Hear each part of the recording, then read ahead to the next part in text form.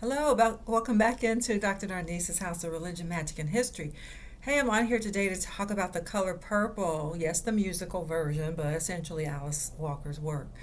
And how this movie and book is a testament to Black women's faith walk.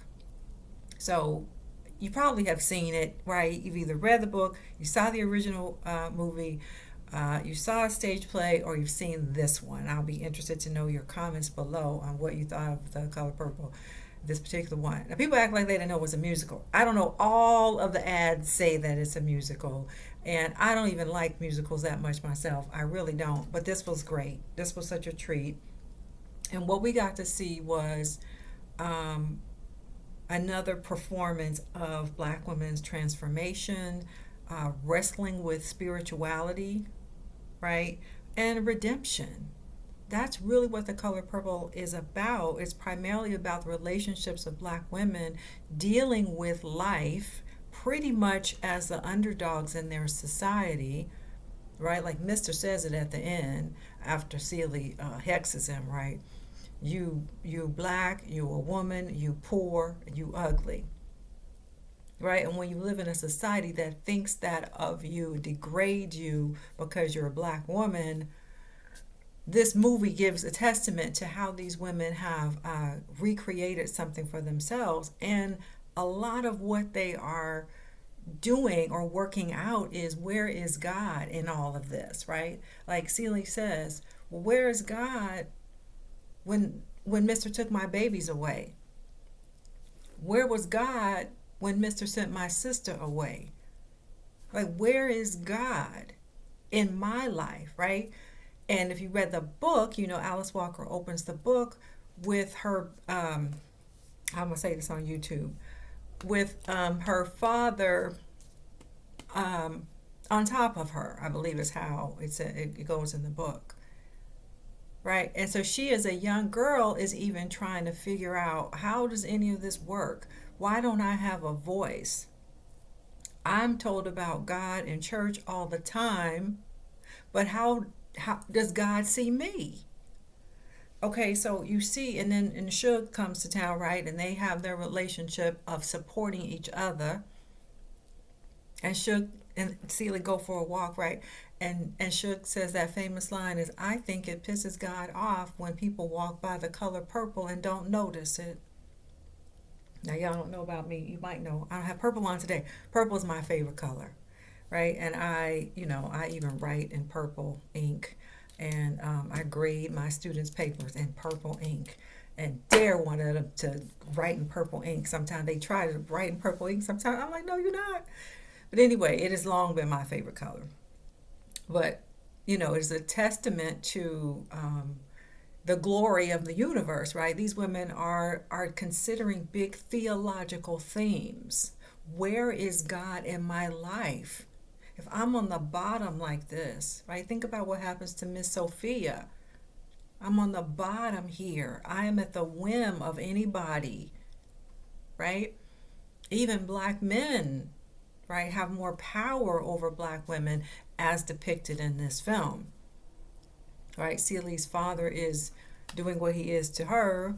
He then sends her away in marriage to somebody who continues to abuse her, right? Because as a man, and a man with property, he has power over a woman. That's just the way it was in society.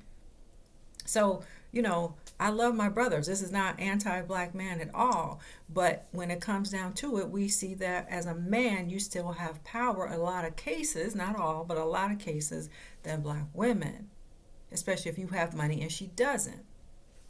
Right? And this film takes place in the early 1900s, and so definitely that was the case. So the movie really shows us how Black women come together to support each other, how they are transformed, right? Miss Celie comes to life. She comes to life, right? She finds herself. She gets courage.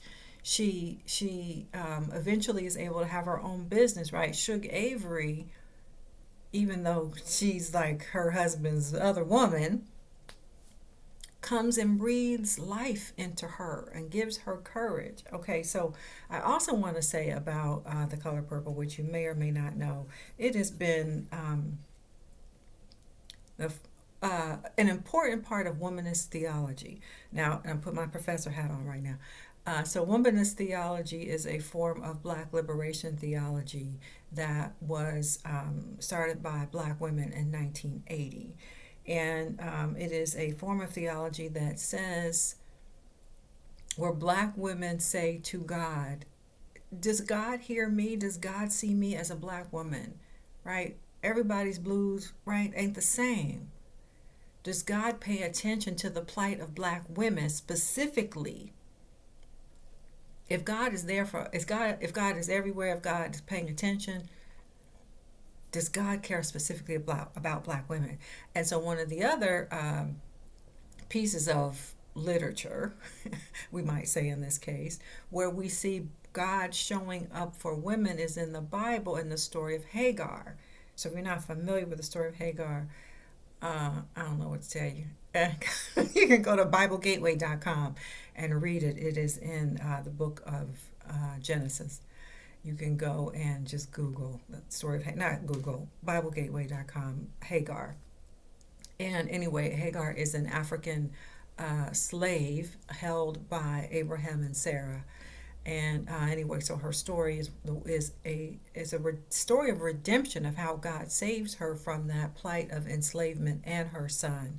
So those who started womanist theology, Katie Cannon, Dolores Williams, Jacqueline Grant, for example, they really use these kinds of stories to reinforce how God does indeed see black women in our particularity and care about us. And actually, I want to do, some of y'all are supporting me on Patreon, and I want to thank you for supporting me on Patreon. I want to create at least one class probably on womanist theology. And so if you want to participate in that class on womanist theology, then you're going to have to join me over there on Patreon. And support a little bit, right? Just support the channel, support what I'm trying to do. I've been saying to y'all that I am going to, continue talking about Black history more and more, because guess who keeps trying to eradicate it, right? Just trying to find all kind of ways not to talk about Black history. So I stay talking about Black history. And some of y'all have gotten the resource list that I put out, the book list and all that. So join me on Patreon. I am going to put up a teaching about womanist theology. So if you have some interest in that, then please do join for that class. And what else I want to say? Oh, also Black Women Success Summit. That is a program that I am running starting February 8th through 10th. It is a free summit, a free online event that I am doing. I'm going to put the link in the comments below. In the description box below, blackwomensuccesssummit.com. And one other thing about The Color Purple, and that is, now I heard about this man Boosie has some really ridiculous comments to say. And here's why you need Black history. If you're still on here with me, here's why you need Black history, so you don't say ridiculous things in public. Okay, so Boosie, and I don't even follow him. I really don't know. I couldn't name one song that he ever made, but and I wouldn't know if I heard him. I wouldn't recognize him if I saw him walking down the street, except maybe after today. So apparently, though, he said that he got up, took his daughter, I guess, to go see the Color Purple, and he got up and walked out because he said that the Hollywood agenda was Hollywood was pushing its agenda too hard. What agenda? Well, the story encapsulates this relationship between Suge Avery and Miss Celie. Yes, they have some intimate relations. Suge and Miss Celie have some intimate relations, as Miss Celie is waking up to who she is as a woman, as a fully mature woman, shall we say. And her husband surely never helped her get there. This act of intimacy was not ever about her own pleasure.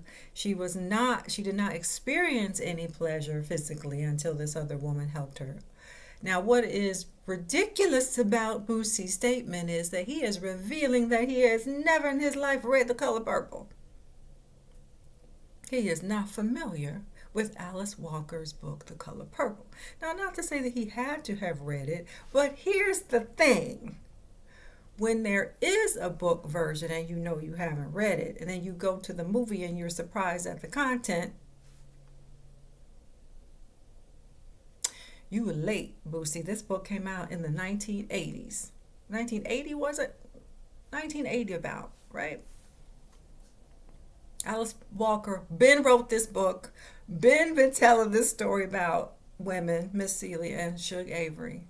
And now you go to the movies in 2024, maybe 2023, he went to the movie and he's shocked. And he's saying Hollywood is pushing a certain agenda, unaware that Alice Walker wrote this 40 years ago. Whatever it is. So again, read history. Know something about your Black literature. Yes, go read Alice Walker. She's on the list that I gave you. The Color Purple is a classic text. It is a classic, and one of those that's probably banned right now. It's probably banned. Remember, it was a book first. Okay, so I say, now here he comes making this statement. And one, he shows his own homophobia. And secondly, he shows that he is grossly unfamiliar. Don't let it be you. Don't let it be you. So please sign up if you never did get the resource list that I created. You can get that. You can join me for this class I'm going to do on Womanist Theology. We're going to talk at length about what Womanist Theology is.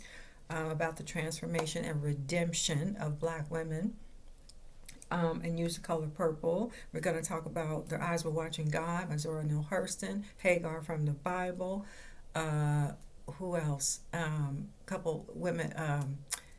Nella Larson, Harlem Renaissance author. We're going to talk about her and her book, Quicksand. So I'm going to introduce you to Womanist Theology by also talking about some Black women's literature and all of that. And one last thing about The Color Purple I'm going to say is it's also a story about redemption. And in this case, the Black men also get redeemed. Right? Because some Black men are like, oh, this movie, they're just hating on Black men. They're not really hating. Everybody goes through a transformation in this film. Everybody does, right? Well, the main characters do, right? Harpo goes through a whole transformation. Mr. goes through probably the biggest transformation. The one we're really ready to throw out. He goes through. Even Celia's father, as she finds out about her father, about who he was and what he left for her. So anyway, I just wanted to come on and give you my commentary on The Color Purple.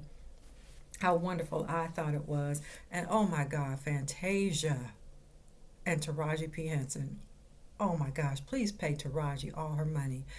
Pay Taraji all her money. And Fantasia is like a national treasure. If you have not seen, I'm like almost, woo, she moved me to tears. She moved me to tears. I mean, that woman can sing her soul out. Ooh, that woman can sing. Okay. All right. I'm going to wrap it up here. I want to hear your comments in the comments. And let me know if you hung on here. Long haul. You know, I appreciate those of you who stayed to the end. 14 minutes of your life sharing with me. And that's all.